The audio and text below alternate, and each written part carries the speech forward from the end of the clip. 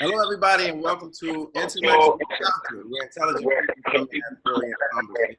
My name is Lamont, and I'll be your host for today's session. And joining me in is a gentleman out of the Midwest by the name of Jamerson.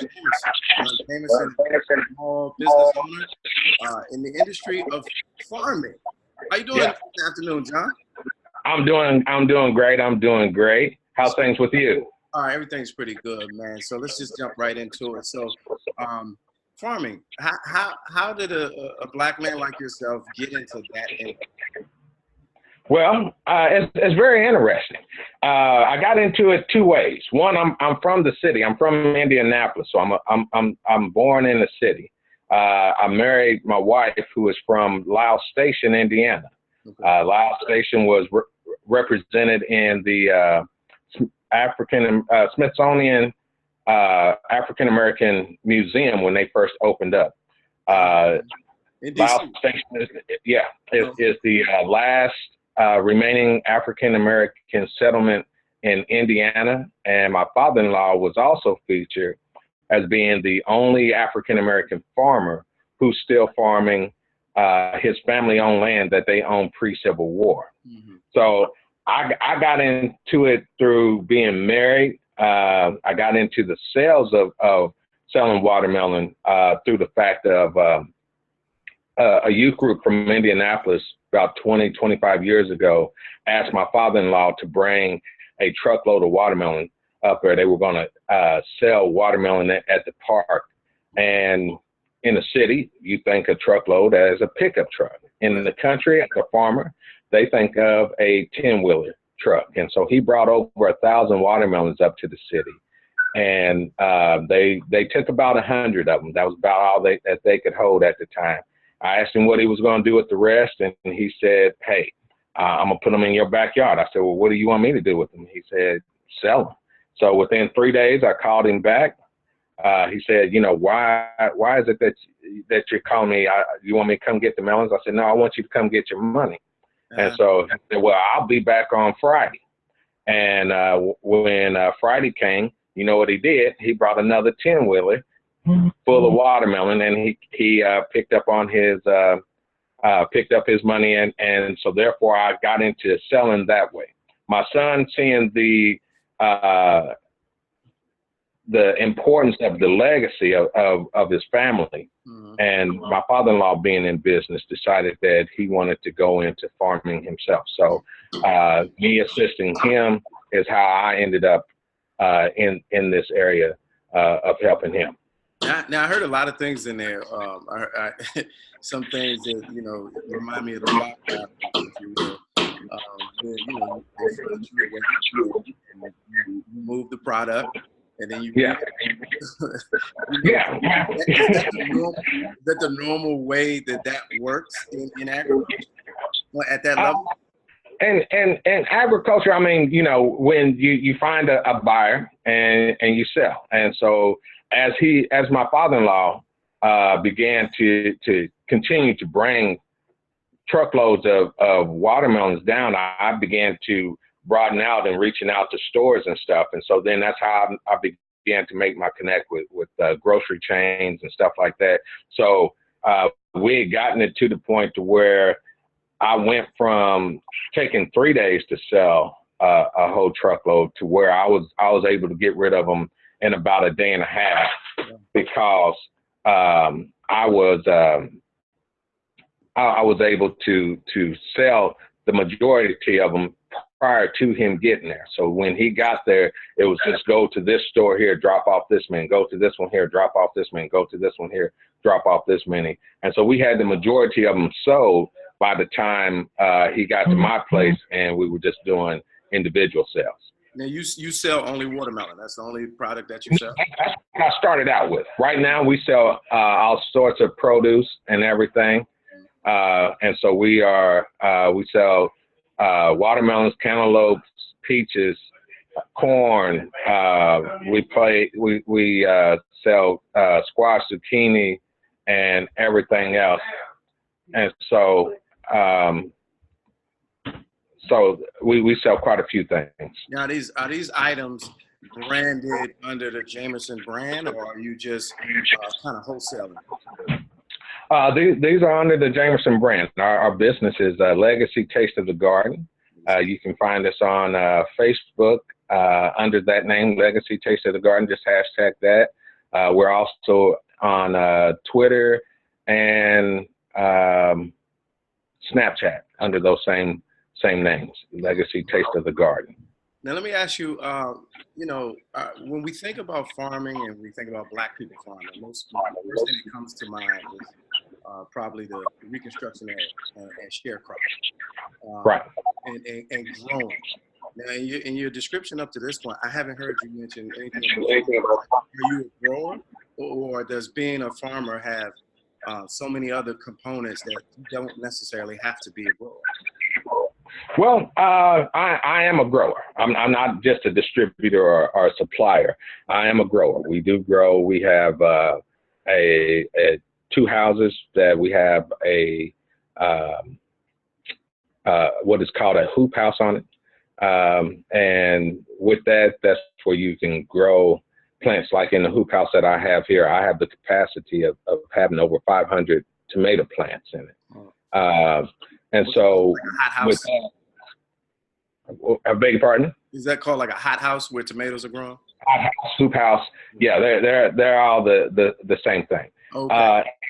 And so the best part about that is that it extends your growing season, and it also extends or protects your plants from the weather. It protects your plants from the different types of insects and things of that nature that you might be having issues with. So that's the benefit of that. Also, the other benefit that I try to share with our young Black men and women and communities, that you can have something that you can fit in your backyard. And by utilizing it in a proper way and learning how to grow properly, you can generate an income anywhere from $30,000 to about $60,000, $70,000 just out of your backyard. As a small localized farmer. Correct. Wow. Yeah. Depends on what you grow. You have to figure out what is what they call the cash crop in your area. Things such as what they call microgreens and things of that nature. You can make that type of money with tomatoes and things like that. There are companies who will that you can set up that they will buy every tomato that you grow in a hothouse because they want. Does it matter where you live? Because I know there are some federal, laws and regulations that restrict growing on private property. Does it matter if you own the land or not? How does that part work? No, it does not matter whether or not you own the land. If you own the land, then yeah, that's a great benefit to you because you control whether that you have the ability to grow. If you don't own the land, then you have to have permission. And so the USDA gives out grants for these upwards to $10,000, and that could put a whole unit in that goes from ground up, and that'll be put in, and then everything will you'll be able to work everything from there. There's also for our youth out there who may not understand the importance of agriculture. You can they have grants called the 1890 program that you can grow. You can go to any HBCU that they have listed on there, and I believe they got like 16 or 17 listed, and they will send you to school for free for 4 years, full tuition, full room and board, give you employee benefits. So I believe that would include insurance and stuff like that while you're in school, give you a job during the summer, and also give you a job after graduation. And this could be in any field, but you have to be creative enough to be able to explain to them how that relates to agriculture. Right. Okay. But So, to the viewers right now, we want to say thank you for tuning in to and when you get a chance, going over to the blackbusinessschool.com to learn more about financial literacy and to learn how to grow your business, pun intended. I'm Lamont King today, and we're talking to John Jamerson, and we're talking black farming, urban farming, agriculture. Quick question. So with this whole movement, society is on clean eating and organic food and locally sourced, and me being a person from a metropolitan area who's kind of removed from driving down the highways and seeing cornfields and seeing produce stands on the side of the road. How important is it for me to try to find out where my food came from? Is patronizing locally sourced growers as important as they make it out to be? I would say 100% yes. And this is my reason for it. We talked and you said that you're a history buff. So history shows us that if you look to 1950 and prior to, that the majority of people in America were farmers.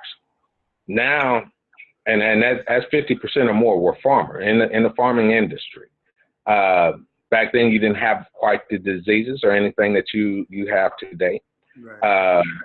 Since people have moved from the farming to the industry, now you have all these GMOs, you have all this processed food that everybody's eating, and 90% of all of our diseases comes due to the food that we eat.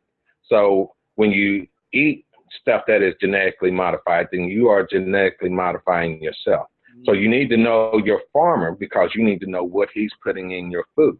If he's putting in stuff that's going to kill insects, then understand that, when they have that side in there, insecticide, herbicide, homicide, that side means to kill. And so we have to understand that about what we're eating also. Whatever it is, it's killing us. If they're putting in things in your food that is causing it to grow fast, guess what? When you eat it, you're going to grow fast. That's why we have such obesity out there. When they're putting in things that will make things seedless, and this is the importance about knowing about this, is that then you become seedless. You are eating that, and so that's going to make your reproduction system slack off. And so, so I understand the importance of knowing who your farmer is and how that affects you and your health. If you eat correctly and eat whole foods, you can get rid of diabetes, you can get rid of high blood pressure, you can get rid of heart disease, you can get rid of, like I said, 90 to 95% of most of the diseases that are out there. Wow. That's amazing. That's you put it in perspective like that. A lot of times you don't think about it. Like this part, I never even registered. That's incredible. So last question. I want to talk about the economy and the current political climate and current administration and the trade wars that's happening between U.S. and China, where we're slapping tariffs on their imports, they're slapping tariffs on our exports, and trickling down and affecting products, orange juice, bacon, whiskey. Do those tariffs and those, economic effects impact small urban growers like yourself? Or are you so far out of the way that those things don't affect your business? It affects in some ways. It doesn't really affect me in a negative way. As a matter of fact, it is more beneficial for me. So the negative effect is the fact that due to these tariffs, and these are the things that are happening. So since we're talking about the political climate, let's deal with that. You're talking about the tariffs.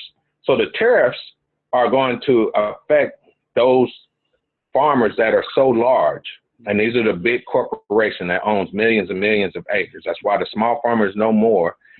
Just about, we only represent, I think, like 10-15% of farmers that are out there are small farmers, and we're only 15% of the size that we were. I'll put it that way. Okay. And so you have these big, large conglomerates. So they're getting hammered two ways. One, they're getting hammered due to the tariffs because China has said, hey, I'm going to go over here and I'm buying all my stuff from Russia. So now they have all this soybeans and wheat and stuff like that they have bought or that they have grown. And so now they're not able to sell it at the price that they were. If you look at the price of soybean per bushel at the beginning of the season, before these tariffs hit, soybeans were selling at $16 a bushel. Now they dropped in half. They're under $8 a bushel now. So those big conglomerates are losing half their money that they would have been making due to these tariffs. That's one part of it. Second part is with build this wall mentality that these people have out there. Now you don't have these migrant workers that are coming in to pick these fields. So not only are they losing on half their value with the tariffs, but now those who grow produce and things of that nature, half of their fields are still left out. Produce is still left out in the field because they don't have anybody to go out there and pick their produce. In farming, most of the time your worst thing that you have to deal with is weather. Flooding, drought, things of that nature. And so you can get insurance against that. That can kind of help offset things of that nature. Insurance won't offset the fact that the market went down. Insurance won't affect or won't benefit you because you don't have anybody there to pick your produce out the field. And so this is going to be a major effect to everybody because now your prices are they're going to have to go up to us, against us. This is all hurting the American people. So it's going to go against them. And so with that being said, all of the prices are going to go up. What benefits a small farmer such as myself, I'm not so much regulated by or affected by those things. My farm is small enough I can get youth, 5 or 6 youth or something like that to come out there to help me to pick what I got and work it that way. I don't have millions of acres. Biggest field I have is 33 acres. And so I don't have that issue by being a smaller farmer. I can manage that myself. What that does is now that the prices are going up, my prices will adjust accordingly.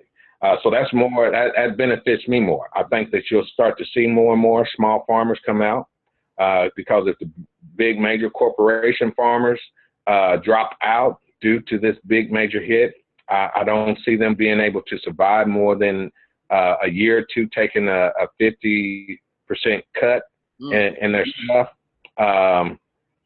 So you're going to lose quite a few out of that. And understand this. This is one of the most important things about understanding where your produce come from. Okay. Where your food comes from, and the importance of agriculture. I believe, one, that a lot of our people have left out of farming due to the connection that it has with slavery, and I think that that's something that we need to correct. We try to run from anything that reminds us of being servitude or being in slavery or anything like that, even to the point that we're no longer cordial with anybody. And we run from our growing our own source of food. Right. No revolution, no prosperity, no nothing is going to go if you don't have a source of food. If someone else is controlling your food, then guess what? We're just in a small waiting to happen Katrina situation. Because what would make all those people go into a building that had no power? Somebody offered them food and water. Said, go on. And so that's what puts you in those situations, is by not controlling your food, by not controlling your water. we have to begin to control our communities, our food, our industries, and everything from there. You've been dropping some knowledge, John, man, and to the point earlier where you said as a micro grower, you know, I could stand to make 30 to 60 G's a year with a small.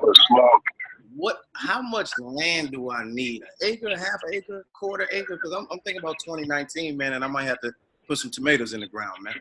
Well, yeah, you know, a quarter acre. I mean, my house is on an acre lot. Okay. Half of I'd say half an acre I have for, well, not quite half, but I'll say maybe a third of an acre is the front yard, and maybe about half an acre is the backyard. And my hoop house, which is 72 by 30, is you know, that's not even a quarter of an acre. It's maybe a tenth, if that. And so, you know, but that's something that you can grow your stuff in, and that's one of the things that we here at Legacy Taste of the Garden is we're trying to do. We're trying to go into the inner cities to teach people how to grow food and teach them how to be able to market and network with each other. Because as we both know, when you put things in our hands, we're going to take it to a whole new level. Yeah, absolutely. Food back in our hands, then guess what? We gonna make Hunt's and Del Monte and all them other ketchup and spaghetti sauce people.